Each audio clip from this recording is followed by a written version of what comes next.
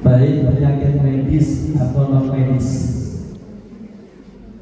Setiap hari menangani pasien gangguan jin, setiap hari menangani pasien sihir. Saat ini kami sedang menangani beberapa pasien kanker. Ada pasien kami kanker serviks, ada kanker usus, ada leukemia, kanker darah, ada kanker ovarium, ada juga yang kami tangani stroke, kemudian juga yang kami tangani sudah nikah lama tapi tak kunjung diberikan keturunan. Promi. Awalnya saya juga bingung. Ada suami istri nikah sudah lama gak punya keturunan, istrinya datang ke saya, terus Pak Ustaz saya pengen hamil lah, kan bingung banget.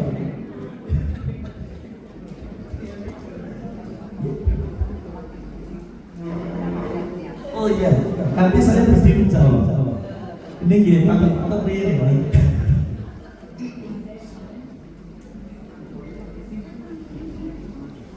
Ada yang datang ke saya, istri gitu, tapi istrinya orang lain, Pak Ustaz saya pengen hamil dulu lah, bingung banget. Jadi tapi ya gitu. Lah, baik. Tadi ada pernyataan saya berdiri. Setuju apa benar? Setuju. Oh iya, baik. Bismillah.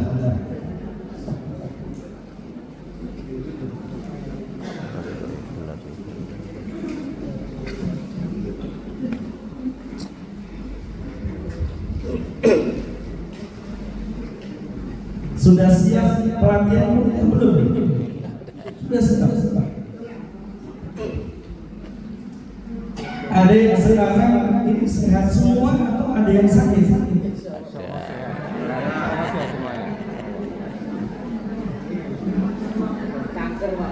Kanker atau kering? Kalau dulu masih jadi pegawai balai kota masih gajian ya. Kalau sudah pensiun masih gajian? Masih. Puas. Alhamdulillah.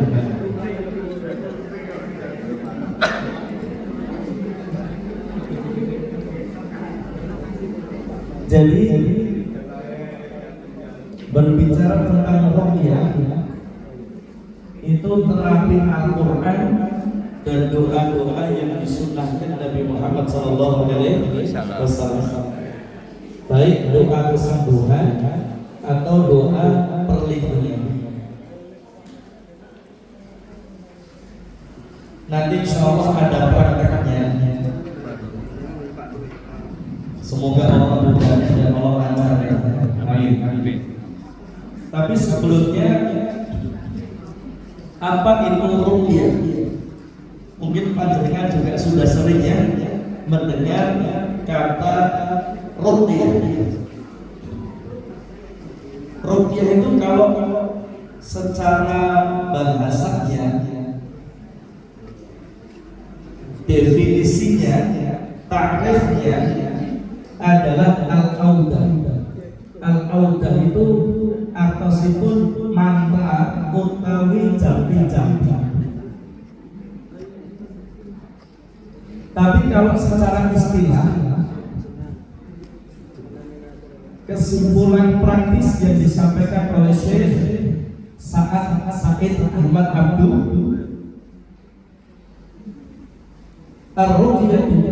ruqyah itu adalah kalimatun mafhumatun masyruhatun ala du'atun sabil du'a fi hadratil marid roja asyifah. Jadi ruqyah itu kalimat yang difahami maknanya, yang dibenarkan dalam syariat Islam, dibacakan di depan atau hadapan orang yang sakit untuk memohon kesembuhan. Jadi ruqyah ini memang untuk orang yang sakit. baik sakit medis atau non medis, baik sakit fisik ataupun sakit ruhnya. Karena sakit itu kan ada macam-macam ya Pak ya. Ada sakit murni medis, ada penyakit yang namanya degeneratif. Penyakit degeneratif, ada penyakit genetik ya, yang harus konsumsi obat seumur hidupnya.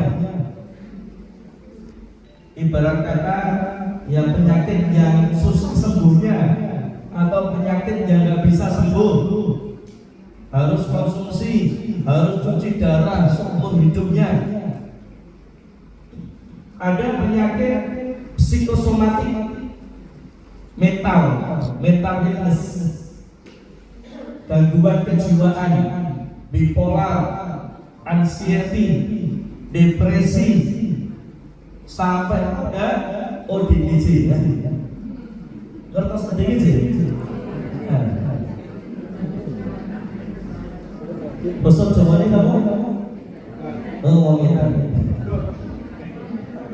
Betul. Gangguan jiwa. Tapi gangguan jiwa itu bukan hanya orang gila ya. Orang depresi juga gangguan kejiwaan. Bipolar, anxiety, skizofrenia dan sebagainya. Kemudian ada juga ya gangguan jin, penyakit atau sakit dari gangguan jin. Contohnya apa? Ain. Ya, ain. Atau juga kalau orang Jawa dulu bilang sawan. Ya, sawan. Biasanya terjadi pada anak kecil, diganggu jin. Nama jinnya adalah Umusibian.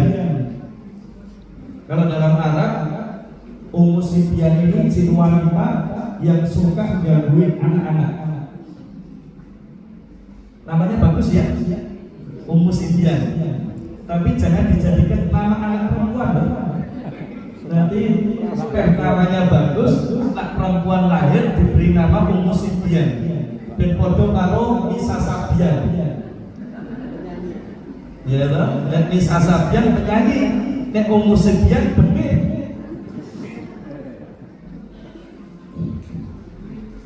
Di Arab namanya Umusibian. Begitu sampai di Indonesia namanya Wewe Gombel. Ya, di Arab namanya Umusibian, sampai di Indonesia namanya Wewe Gombel atau Gombel anak. Jadi ini jin yang suka anak-anak. Bahkan ada anak yang hilang ya. Digondol wewe, digondol Gombel anak. Mila menika riye kalau sudah waktunya suruh itu pun apa? Maghrib sandekala. Ayo berdoa. Dolanane mandek arek berdoa. Kosok kalah karo pitik. Pitik suruh lebu kandang. Lah beberapa kejadian anak yang masih main di waktu maghrib atau suruh sandekala, ada beberapa yang hilang. Siapa? Ya digondol sama Umusibian tadi. Itu gangguan jin. Ada sawan, kemudian ada ain. Ain itu bagaimana? Pandangan kekaguman kepada sesuatu, kemudian dia memuji tanpa mendoakan keberkahan. Contoh, misal ada anak yang baru lahir, terus kemudian ada orang yang menjenguk, wah kok anaknya ayuman gemoy, lucu, imun, gemesin, tapi lupa mendoakan keberkahan, maka bisa jadi anak itu tiba-tiba sakit, demam tinggi, bahkan sampai kejar step. Tapi air ini bukan hanya untuk manusia, untuk benda pun bisa. Misal panjenengan di jalan melihat mobil yang bagus. Mobil bagus itu ya apa ya? Alphard, Vilfair, ya, Land Cruiser, Expander, pokoknya ada Pajero, Manas Jogo. Begitu lihat mobil yang bagus di jalan, kemudian kita kagum, kita takjub, memuji mobil itu, beneran tanpa mendoakan keberkahan, maka itu bisa dipakai syaitan untuk merusak mobil itu. Tiba-tiba mobil itu kempes, tiba-tiba kemudian belaret, kecelakaan dan sebagainya. Itu namanya aib, pandangan kekaguman terhadap sesuatu, kemudian kita memuji tanpa menyebut atau mendoakan keberkahan. Berarti supaya kula panjenengan tidak melemparkan aib, kalau melihat yang bagus-bagus, maka jangan lupa mengucapkan Masya Allah, Tabarakallah. Baik kepada anak sendiri juga sama ya. Pintar betul, Masya Allah, Tabarakallah. Doakan keberkahan. Yang jadi masalah, kalau kita yang jadi korban, ya. Yang jadi masalah kalau kita yang jadi korban. Orang lain memuji kita, tapi tanpa menyebut atau mendoakan keberkahan. Makanya saya lihat ada beberapa mobil itu yang kaca belakangnya dikasih stiker. Stikernya tulisannya Masya Allah, Tabarakallah. Jadi supaya kemudian mengingatkan yang ingin memuji, yang mengagumi mobil itu, jangan lupa mengucapkan Masya Allah, Tabarakallah. Dan kalau kita yang jadi objeknya, maka ada doanya nanti Pak, insya Allah. Nanti akan ada doanya supaya kita ini terhindar dari keburukan. Ya, di antaranya adalah keburukan jin yang sebetulnya doa ini sudah ada di tikir pagi dan tikir petang. Ya. Alfiyata fi dini wa dunyaya wa ahli wa mali. Baik. Ada juga kejahatan pandangan itu yang namanya hasad. Kalau ain itu memandang, takjub, kagum, seneng. Tapi kalau hasad memandang tapi dengki, anyel, jengkel, dongkol, mosok tanggane kudu kipas angin, pasang AC, pukul kasutnya sing kepanasan. Jadi kalau hasad ini pandangan tetapi penuh dengan kedengkian, hasad, gak suka sama nikmat orang lain, gak suka orang lain bahagia. Ini juga bisa dijadikan syaitan untuk mencelakai. Ada lagi yang terbaru namanya nafas. Apa? Nafas. Apa nafas? Mengagumi diri sendiri, memuji diri sendiri. Umure jane wis tuwa, terus selfie pakai HP iPhone, regane 15 juta. Kameranya kan yo pinter ya. Umur 9 tahun nek selfie nganggo iPhone, hasil kamera iso dadi kaya umur 30 tahun. Ya Pak ya. HP ini selalu 15 juta. Nek HP 300.000 rakyat tak tuwek ya. Malah ngebul, kobong pisannya. Begitu dia selfie pakai HP yang kameranya mahal itu, kameranya bagus, kamera jahat. Kemudian dia lihat hasilnya. Ya Allah, kok aku ayu mentok. ternyata aku bagus banget, padahal saya bagus.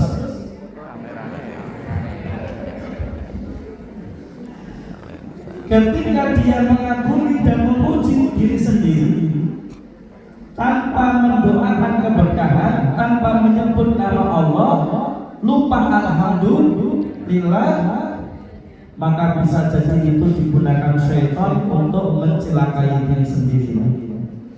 Hari ini selfie memuji, besok jerawatan.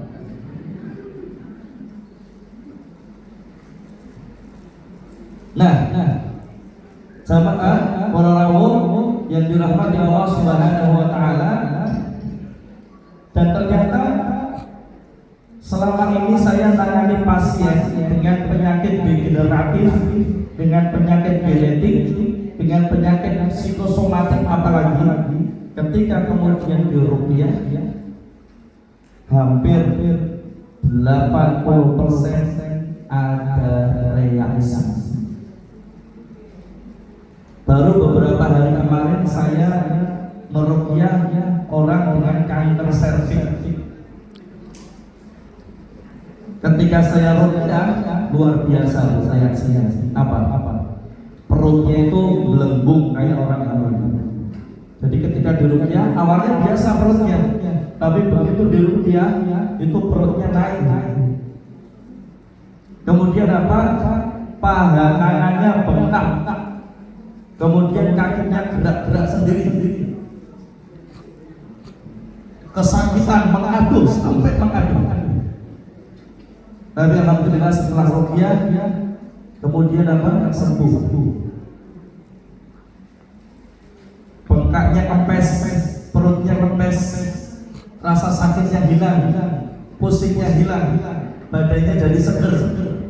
Begitu diperiksa ke dokter, alhamdulillah terjadi perbaikan yang sangat bagus, perkembangan yang sangat bagus. Dari yang nggak bisa tidur jadi bisa tidur plus. Nah, hadirin yang dirahmati Allah Subhanahu wa taala, kembali kepada tadi. Yang namanya ruqyah itu kalimatun mafhumatun masyru'atun ala kulli sabil du'a fi hadratil marid roja asyifah. Kalimat yang dibacakan, yang dibenarkan dalam syariat di hadapan orang yang sakit untuk mengharap kesembuhan. Nah, kalau dalam Islam yang dibacakan ini mantranya adalah Al-Quran dan doa-doa kesembuhan dari Nabi Muhammad SAW. Ustaz, apa bisa Al-Quran untuk menyembuhkan? Bisa enggak? Loh, sekarang ada yang namanya terapi suara. Sekarang baru dikembangkan, diteliti, dikembangkan yang namanya terapi suara. Karena ternyata yang bisa masuk ke dalam organ terkecil kita, ya, sel, itu hanyalah suara. Sehingga sekarang dikembangkan terapi suara. Bahkan Profesor Emoto dari Jepang ketika meneliti air yang didoakan, ternyata air ini jadi lebih berkualitas, partikelnya lebih bagus, berkualitas. Maka kenapa yang namanya air Zam-Zam itu air terbaik di dunia ini? Kenapa? Karena air Zam-Zam, sumur Zam-Zam berada di Masjidil Haram, selalu senantiasa didoakan, ya toh? Tempatnya pun tanahnya tanah yang suci, yang sehingga kemudian airnya ini luar biasa. Ketika orang diperdengarkan Al-Quran, padahal orang ini tidak bisa baca Quran, tidak bisa baca huruf Arab, maka ketika orang ini diteliti, diperdengarkan Al-Quran, maka akan terjadi yang namanya apa? Kenaikan ketenangan, ya, kenaikan ketenangan. Maka itu yang akan membantu penyembuhan. Tapi yang jelas, pulau panjenengan itu sebetulnya hanya butuh iman, hanya butuh yakin bahwasanya Quran bisa menyembuhkan. Dalilnya apa? Al-Isra 82, Yunus 57, Fussilat 44. Surah Al-Isra 82, wa nunazzilu minal Qur'an ma huwa shifaa wa rahmatul lil mu'minin wa la yazidud dhalimina illa khasara. Quran itu syifa. Quran itu syifa. Surah Yunus 57, qad ja'atkum mau'izatun min rabbikum wa syifaa'un lima fis sudur. Quran itu syifa. Fussilat 44, qul huwa lil ladzina amanu hudan wa syifa. Quran itu petunjuk dan syifa. Sekarang apa arti syifa? Kalau obat, dawa, likul lidah dawa. Setiap penyakit ada obatnya. Obat itu dalam bahasa Arab ya, dawa.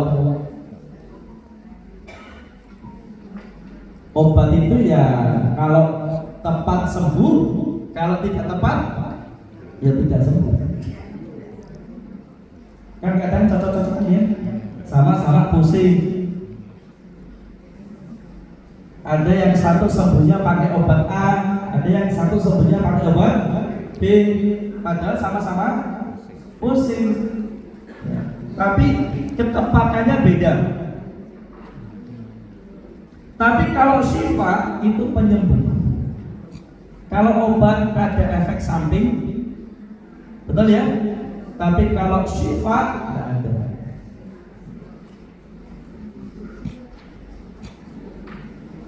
Syifa itu penyembuh. Dan lebih dari itu, Quran itu mukjizat penyembuhan. Ada pasien kami sakit kanker stadium 4. Kanker stadium 4 sudah gundul, badannya habis, kurus kering. Kemudian datang ke kami, kemudian kami terapi dengan Al-Quran, kami ruqyah. Saya kasih PR. Apa PR-nya? Bu, rutin baca Al-Baqarah satu hari 1 kali saja selama 7 hari. Sudah stadium 4 kanker, ibarat kata ya tinggal nunggu apa? Sekalian nunggu waktu nih lah ya. Tapi dalam Islam mengajarkan jangan putus asa. Kalau dokter angkat tangan, kalau obat medis sudah tidak bisa, maka jangan lupa wa idza maritu fa huwa yashfi. Surah Asy-Syu'ara ayat ke-80. Kalau aku sakit, yang menyembuhkan siapa? Allah. Sakit yang ngasih siapa? Yang bisa menyembuhkan? Allah. Ketika manusia angkat tangan, nah masih ada Allahu Syafi' yang maha menyembuhkan. Bu, mau enggak saya tunjukkan mukjizat penyembuhan Al-Quran? Gini Ustaz, baca Al-Baqarah 1 hari sekali. Al-Baqarah itu berapa juz? 2,5 juz. Karena di juz ketiga nanti juga ada surah Ali Imran. Berapa ayat? 286 ayat. Berapa kalimat? 6.221 lebih. Berapa huruf? 25.500 lebih. Itu kalau panjenengan bacanya santai 3 jam. Bacanya santai 3 jam. Maksudnya santai gimana? Maca Quran. Kan biasanya kalau baca Quran ngantuk ya. Tapi kalau baca WA enggak.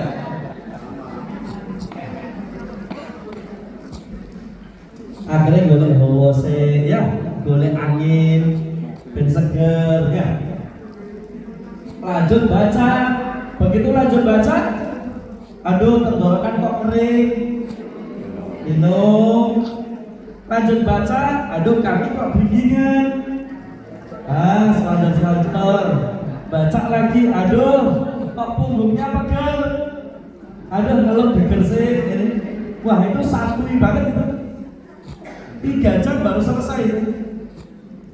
Tapi kalau bacanya tartil agak cepat ya, 2 jam selesai. 2 sampai 2,5 jam selesai. Dan itu dibaca di masuk malam hari, pada maghrib atau pada isya. Siap Pak Ustaz, samina wa ta'na. Luar biasa. Ibu-ibu kanker stadium 4 karena pengen sembuh, yakin dengan mukjizat penyembuhan Al-Quran, ibu-ibu ini bisa menyelesaikan 1 hari baca 7 kali Al-Baqarah. 1 hari mulai dari pagi sampai malam bisa menyelesaikan 7 kali Al-Baqarah. 2,5 juz sekalinya ya, Al-Baqarah itu 2,5 juz. Berarti kalau baca 1 hari 7 kali, padha karo maca separuh Al-Qur'an. Dalam keadaan sakit kanker stadium 4, dalam keadaan sakit, dalam keadaan lemah, tapi imannya kuat, yakin Quran ini bisa menyembuhkan atas izin Allah Subhanahu wa taala. Kalau dokter angkat tangan, kalau obat sudah tidak bisa mengatasi, maka hanya ada Allah Subhanahu wa taala. Apa yang terjadi? Hari pertama lolos baca 7 kali. Hari kedua lolos baca 7 kali. Begitu hari ketiga pingsan. Capek dah. Mau sak jus saya kesel ya Pak ya. Sedina sak jus kesel apa boleh? Oh lah ya Allah. Jenengan sak jus nggih? Jenengan mau Quran sedina pinten jus? 1 jus minimal. 1 jus ya. Jus apa? Jus jambu.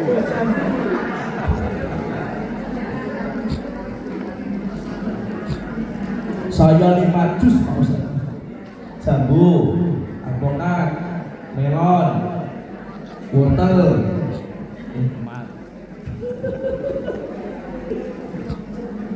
Begitu hari ketiga pingsan, langsung sama keluarga dibawa ke rumah sakit. Begitu sudah sadar, didatangi sama dokter kankernya. Dokter kankernya kemudian tanya, Bu, jenengan itu minum obat apa? Jenengan berobat kemana? Nah, pripun Pak Dokter? Kankernya panjenengan sudah sembuh, tidak tersisa. Allahu Akbar. Allahu Akbar. Allahu Akbar. Kenapa? Allah sudah sampaikan Quran itu syifa. Quran itu bisa nyembuhin sakit. Asal yakin, berserah pasrah dirinya kepada Allah, maka akan menemui yang namanya kemukjizatan, keajaiban. Apa hanya sekali itu? Dan saya punya pasien tumor, tapi benjolannya di dalam.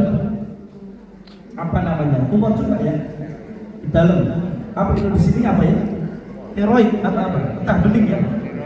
Steroid ya? Setelah ruqyah, saya kasih PR lagi. Bu, baca Al-Baqarah sehari 1 kali saja.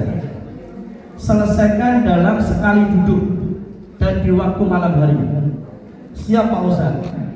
Begitu dia baca beberapa hari, kemudian jadwal kontrol ke rumah sakit.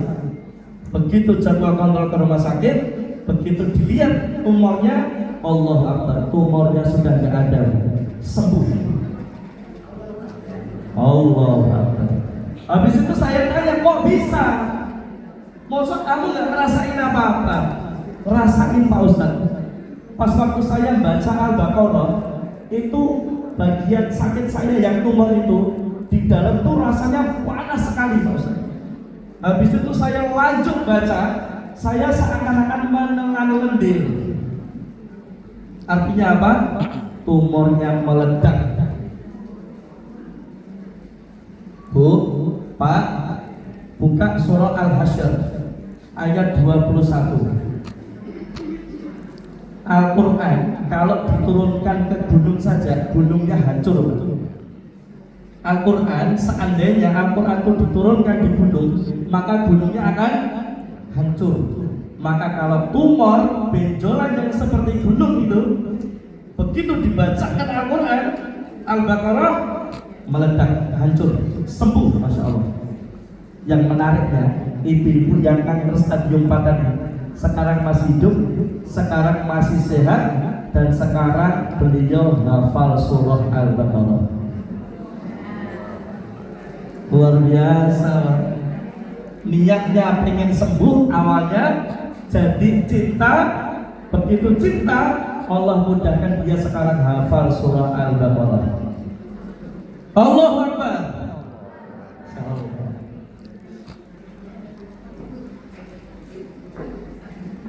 Para yang dirahmati Allah Subhanahu wa taala, yakin enggak Quran itu bisa nyembuhkan? Kalau Allah sudah mengatakan Quran itu syifa, Quran itu bisa menyembuhkan. Dan kalau kita nggak percaya sama Allah, terus mau percaya sama siapa? Kalau perkataannya Allah nggak kita percaya, terus kita mau percaya sama siapa? Sudah terlalu banyak buktinya. Yang dimana ketika dokter angkat tangan, ketika medis angkat tangan, begitu dia berobat pakai Al-Quran, langsung dia mendapatkan keajaiban penyembuhan dari Allah Subhanahu wa ta'ala. Ayo baca Al-Baqarah sehari selesai, ringan atau berat? Terbiasa. Ada yang pernah nyoba? Satu hari baca Quran 3 juz, angkat tangan siapa? Yang pernah nyoba? Satu hari bisa dapat 3 juz, ada nggak? Baca Quran satu hari 3 juz? Nggak ada. Nggak ada yang tawaduk.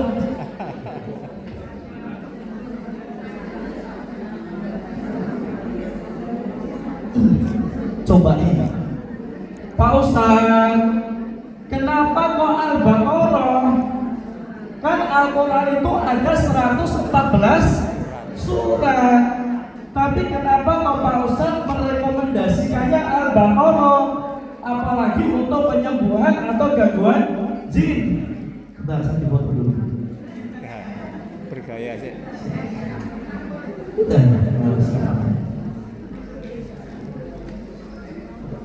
Karena surah Al-Baqarah punya dua keutamaan.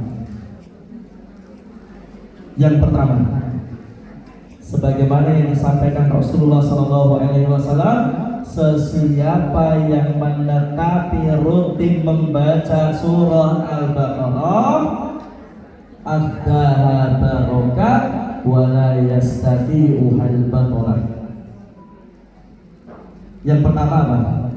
Siapa yang rutin baca Al-Baqarah, maka Allah akan berikan keberkahan.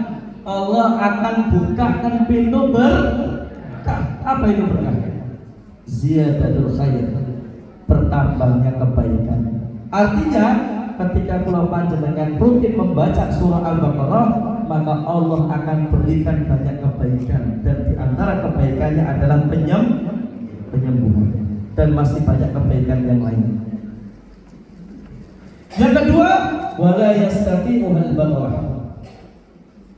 Setan tidak akan bisa mendekat. Setan yang sudah terlanjur di dalam akan keluar, dan tukang sihir sekuat apapun tidak akan mampu menembus. Makanya Rasulullah katakan, yang punya rumah,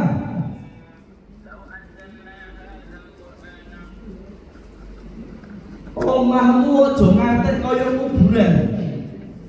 Maksudnya rumah lah, rumah gak pernah dipakai ibadah.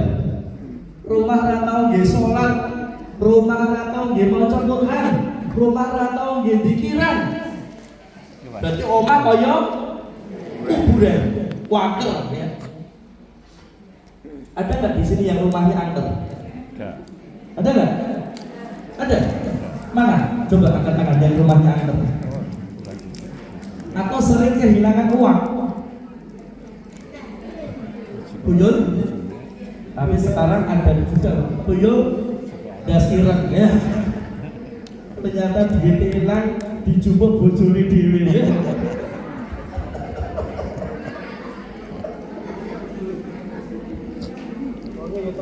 Wong kita kan sing kelangan apa sing jupuk? Oh, sing guyu. Allah Akbar. Jumbabe. Wah, nawani nek aku. Nawani aku. Masalahnya pun sepuh sedaya nek kualan aku ya. Jumbabe nek kabeh ireng.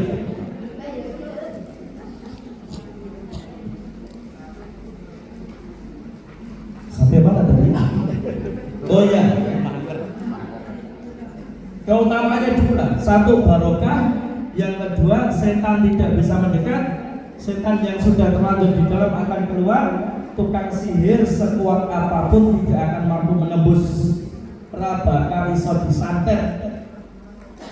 Rumah yang dibacakan surah Al-Baqarah. Sudah berapa Ustaz? Kami ini peruqyah.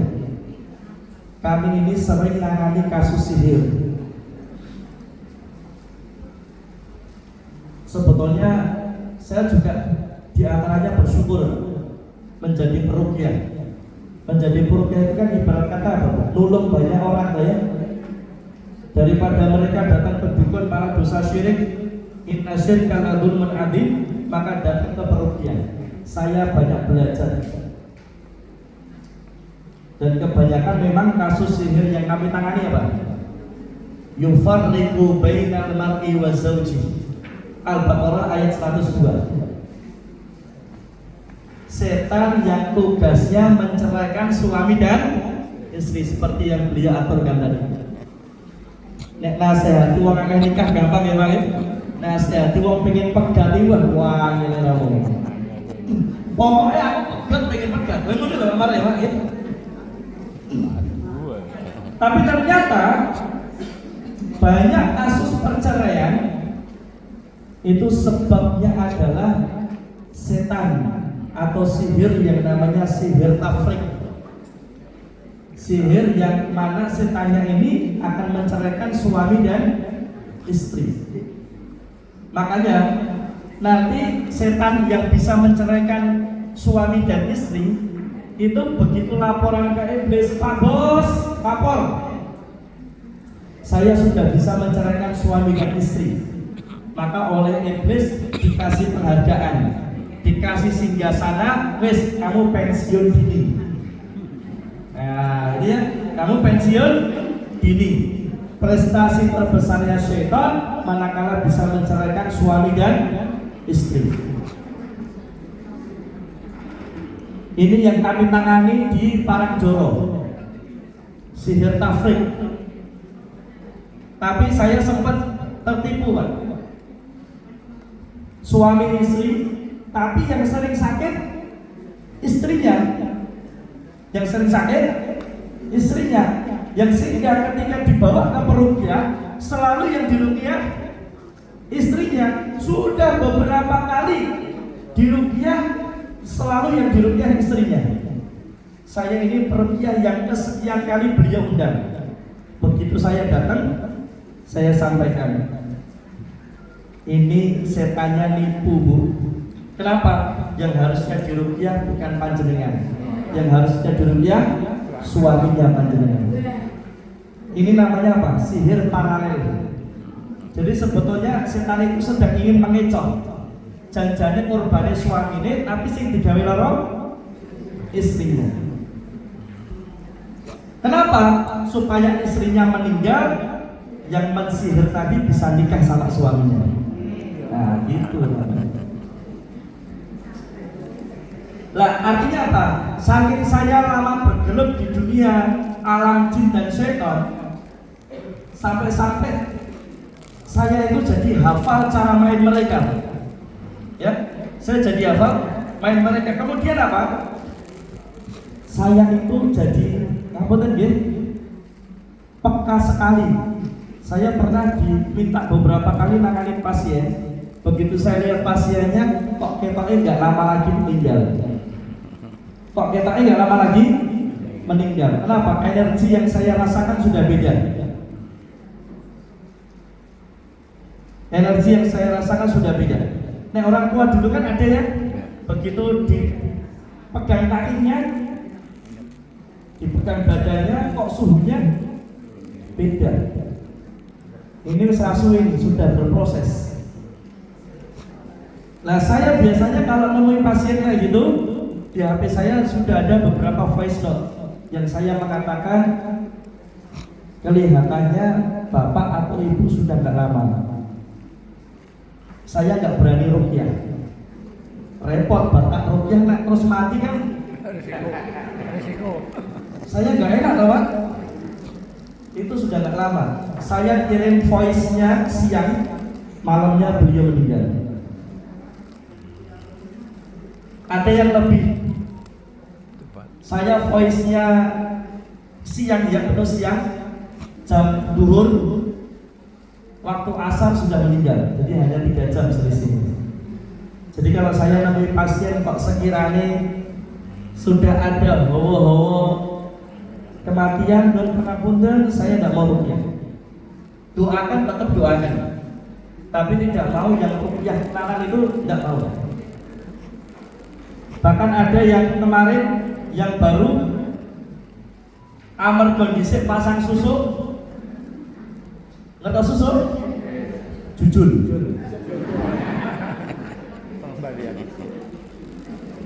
Akhirnya jadi angel mati. Yo, hati-hati ya.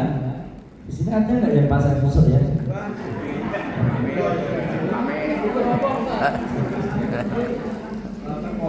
Orang betul. Amar ke acaranya rupiah ya. Jadi nggak betul.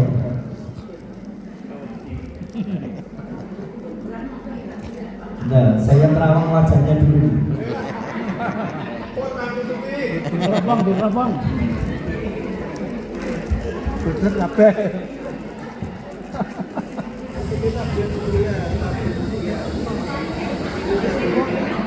Aja bingung. Langsung cekel lo ya. Pilungan. Cekel ya.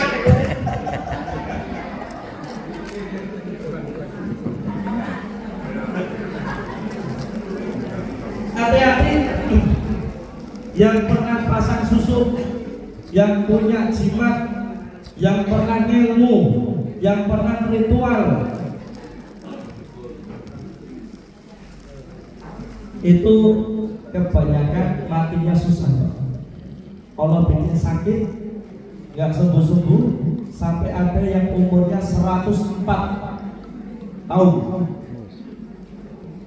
Keluarganya datang ke saya, Pak Ustaz, Simbah ini dulu pasang susu. Tapi namanya orang tua dulu kan bukan seperti itu ya. Orang tua dulu kelahiran tahun 25 gitu Pak. Kita ngomong-ngomong orang nganggo susu, orang nganggo kebal, orang lanang. Itu yang lahirnya 25-an itu Pak. Kalau yang Simba yang putri ini ya pasang susu tadi.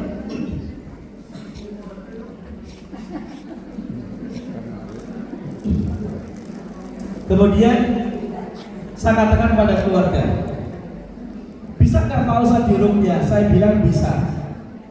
Tapi kalau nanti saya ruqyah jinnya keluar, nggak lama meninggal. Keluarganya ridho dan ikhlas dah. Tapi, nah gitu Pak. Kalau saya sarankan tidak usah diruqyah. Kenapa? Biarkan dia sakit. Karena sakitnya itu sebagai penggugur dosa-dosanya. Supaya diampuni Allah dulu semuanya. Begitu nanti tetap akan mati, nggak mungkin hidup selamanya, nggak mungkin Pak. Tetap akan mati, walaupun matinya nanti di umur berapa kita nggak tahu, tapi tetap bakalnya akan mati. Tapi sakitnya itu menjadi penggugur dosanya dulu. Setelah bersih, diampuni, maka nanti dia menghadap Allah dalam keadaan tidak membawa dosa kesyirikan. Sudah diampuni Allah Subhanahu wa Ta'ala. Pak Ustaz, saya kan pasang susuknya dulu saya ngilmu ritual ini sudah dulu. Sudah lama sudah nggak pakai. Sudah lama tidak saya pakai. Pusakanya juga sudah lama tidak saya jamas. Sudah tidak saya beri sajen. Ingat, walaupun itu sudah tidak terpakai, jinnya sudah terlanjur nyaman punya tempat tinggal di tubuh orang itu. Bu, jin yang masuk itu jin yang butuh makan, jin sing ra duwe gawean, jin sing nganggur. Begitu dia punya tuan, tiap hari dikasih makan, ya, diopeni, itu jin seneng Bu. Walaupun sudah tidak dipekerjakan, ibarat kata, ini kan, apa-apa lah, seperti tetap tinggal di sini, kan itu ya. Hati-hati. Saya kemarin dikasih 4 jimat. Ustaz, saya tobat dikit jimatnya mangpek Pak Ustaz. Gak bahaya lah. Ada jimat keris, ada semar, yang ketiga batu. Kalau sekarang ya, delimo ya. Padahal yang dimasuk wali dulu, kalau jenenge delima itu kok bukan batu akik itu Pak. Yang dimasuk wali dulu itu delima itu dalimo. Dalimo itu apa? Qul huwallahu ahad, Allahus samad, lam yalid wa lam yulad wa lam yakul lahu kufuwan ahad. Yang dimaksud pusaka merah delima itu dalimo. Ya menika wong urip kudu duwe tauhid ikhlas sebagaimana dalam surah Al-Ikhlas. Terus satu lagi kayak buku kecil itu Pak. Apa namanya? Nah itu, ini buat apa ini? Ini buat kekayaan dan pamor Ustaz. Jadi nanti Ustaz jadi crazy rich, jadi sugih, jadi terkenal. Masya Allah. Ya. Tapi apa? Kasihan anak dan cucu. Kasihan anak dan cucu. Makanya kemarin kami sampaikan, rata-rata sebagian besar yang mungkin bisa dikatakan atau dipastikan yang ikut pesugihan ada yang di mana Pak? Kawi, yang terkenal Kawi ya, yang terkenal di Gunung Kawi. Ada yang di Sragen itu apa namanya? Kemungkus. Bapak-bapak ada yang pernah ritual masih yang wisata ya? Sekarang Kemungkus jadi bagus katanya. Masjidnya juga bagus katanya. Ya. Yang ikut ritual pesugihan dengan tumbal hidup, maka rata-rata ada salah satu dari anaknya yang akan autis. Tapi bukan selamanya autis karena pesugihan. Tapi bagi yang ikut pesugihan yang dengan tumbal hidup, maka pasti ada salah satu dari anaknya yang akan autis. Ini tumbal hidup Pak, kan kesian ya. Menuruti dunyone wong tuane, tapi mengorbankan anaknya. Kesian lah anak cucu. Oke, baik. Para rawuh yang dirahmati Allah Subhanahu wa Ta'ala. Nah, jadi kembali kepada tadi bahwasanya yuk, Quran itu bisa menyembuhkan. Yakin karena ini Allah yang sampaikan. Allah itu Rabbul Alamin. Dan ternyata penelitiannya ketika sel, bakteri, kuman, termasuk virus itu kalau diperdengarkan Al-Quran maka mereka akan terdiam dan bahkan sel yang membahayakan tidak berkembang. Jurnalnya sudah banyak, penelitiannya sudah banyak dan bahkan sudah jadi disertasi. Kenapa sel makhluknya Allah, kuman makhluknya Allah, bakteri makhluknya Allah, virus makhluknya?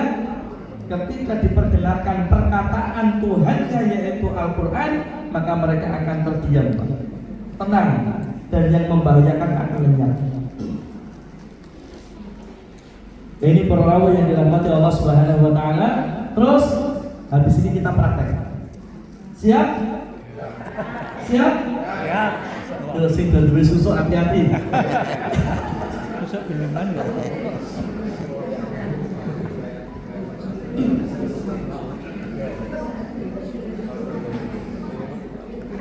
Ruqyah itu ada dua. Ada ruqyah syar'iyyah, yaitu dengan Al-Quran dan doa kesembuhan perlindungan yang disunahkan Nabi Muhammad SAW. Ada ruqyah syirkiyah, ruqyahnya yang mengandung unsur kesyirikan. Ada unsur kesyirikan. Dukun-dukun itu ya, yang diperbolehkan adalah yang syar'iyyah. Nanti yang dibaca apa Ustaz? Sing simbol-simbol mawon ya. Yang dibaca satu Al-Fatihah. Yang kedua Al-Baqarah ayat 1 sampai 5. Yang ketiga ayat kursi 2 ayat setelah ayat kursi, 3 ayat terakhir Al-Baqarah, Al-Kafirun, Trikul. Dari ini yang panjenengan hafal yang mana? Trikul. Surat favorit. Pokok imam maca Trikul jamaahnya seneng. Trikul itu apa? Al-Ikhlas, Al-Falaq, An-Nas. Jadi dulu Nabi Muhammad itu kalau sakit, apapun sakitnya, maka beliau akan meruqyah dirinya sendiri. Datang ke dokter ya tetap, tapi kemudian juga dengan terapi Al-Quran supaya ada yang namanya percepatan penyembuhan. Jadi adanya ruqyah atau terapi Quran itu bukan menggantikan dokter, tapi malah melengkapi, saling membantu, saling melengkapi. Karena memang ada penyakit yang hanya bisa disembuhkan dengan ruqyah. Hanya disembuhkan dengan ruqyah. Ada penyakit yang seperti itu, Pak. Termasuk tadi gangguan jin, ain, hasad, nafas tadi, mau ke spesialis manapun nggak sembuh. Hanya bisa sembuh dengan ruqyah. Jadi Pak, saya itu kangen-kangen gitu Pak. Ayo yang punya lahan, ayo yang punya uang, yuk kita bikin yang tempat representatif ya, strategis. Bikin apa? Bikin toko herbal yang lengkap plus ada terapi tibu nabawi. Di Solo belum ada. Kalau hanya toko herbal banyak. Kalau kalah-kalahan, kalau menang-menangan harga, wah jangan Pak. Mosok bicara bisnis kok regane murah-murahan. Hancur kita. Terus bagaimana? Kita ciptakan value, tambahkan nilai. Kalau yang lain hanya toko herbal, kita toko herbal plus ada terapi di Nabawinya, termasuk diantaranya ruqyah syar'iyyah. Jadi kayak rumah sakit gitu Pak, kayak klinik gitu Pak.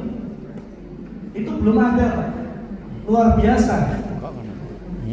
Jadi begitu nanti orang datang beli herbal atau dia minta diterapi ruqyah atau bekam, atau minta didiagnosa lewat tangan, lidah, wajah, mata, bisa didiagnosis.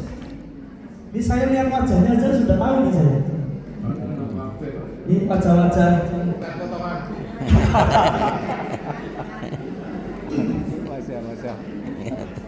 dalam tradisional Chinese medicine ya, TCM itu kan bisa diagnosis lewat tangan, wajah, lidah, kemudian mata. Nah ini saya itu pengen gitu, yuk kerjasama yuk. Siap. Bidang saya kan rupiah nih, punya banyak teman terapis juga. Jadi bikin toko herbalnya plus di situ dilayani terapi timbun nabang. Wah luar biasa itu, luar biasa. Bukan menggantikan dokter, tapi melengkapi. Yang untuk apa? Tujuannya untuk kesehatan umat supaya kuat dan supaya nyaman beribadah kepada Allah Subhanahu wa Ta'ala. Siap ya? Tadi surat apa? Al-Fatihah, Al-Baqarah ayat 1 sampai 5, ayat kursi, 2 ayat setelah ayat kursi, 3 ayat terakhir, Al-Kafirun, Trikul, Al-Ikhlas, Al-Falaq, An-Nas. Siap? Oke, yuk mulai. Sampai jam berapa nih gitu? Terus lanjut. Lanjut ya. Bapak silakan minum dulu enggak apa-apa.